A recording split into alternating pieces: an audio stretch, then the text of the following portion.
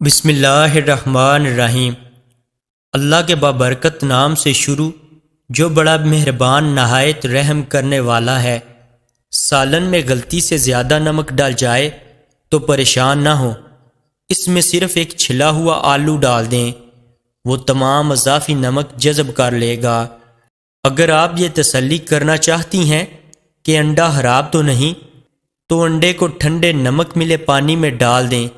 اگر وہ تیرنے لگے تو سمجھ جائیں کہ انڈا خراب ہے، اور اگر ڈوب جائے تو سمجھ لیں کہ انڈا ٹھیک ہے۔ سر درد کا بہترین علاج، ایک لیمو لیں اور اسے کاٹیں، پھر اس کو اپنی پیشانی پر ملیں، سر درد ٹھیک ہو جائے گی۔ اگر آپ مچھر کے کاٹنے کی وجہ سے تکلیف دہ خارش کا شکار ہیں تو اس جگہ پر تھوڑا سا صابن لگائیں، خارش فوراً غائب ہو جائے گی۔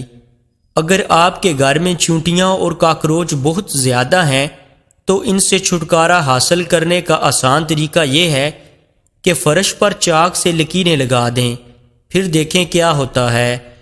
انڈے کو ابالنے سے پہلے اگر پانی میں تھوڑا سا نمک ملا لیں تو انڈے کا چھلکا پھٹتا نہیں۔ کھانے سے پہلے ہمیشہ تھوڑا سا نمک چکھنے کی عادت ڈالیں، اس سے انسان بہت سے امراض سے محفوظ رہتا ہے۔ اگر آپ کا لوہے کا فرنیچر زنگ آلود ہو گیا ہے تو تارپین کے تیل کو کپڑے پر لگا کر اسے صاف کر لیں۔ لیدر کے فرنیچر پر سیاہی کے سخت دبے لگ جائیں تو نیل پالش ریموور سے صاف کیے جا سکتے ہیں۔ اگر آپ کا چاندی کا زیور کالا ہو گیا ہے تو اس پر ٹوتھ پیسٹ لگا کر اچھی طرح ملیں۔ اگر لیمو کا زیادہ رس حاصل کرنا چاہتے ہیں تو اسے اون میں ہلکا سا گرم کر لیں یا پھر گرم پانی میں کچھ دیر کے لیے رکھیں۔ گھر میں بچی ہوئی کافی کو ضائع کرنے کی بجائے لان میں پودوں میں ڈال دیں، یہ بہت اچھی کھاد کا کام کرتی ہے۔ فریج سے اگر سبزیاں اور پھلوں کی بو ختم کرنا ہو تو اس میں ایک لیمو کاٹ کر رکھ دیں یا پھر ایک عدد بجھا ہوا کوئلہ رکھ دیں۔ برسات کے موسم میں بستر اور گدوں وغیرہ کو نمی اور سیلن سے بچانے کے لیے ٹالکم پاؤڈر استعمال کریں۔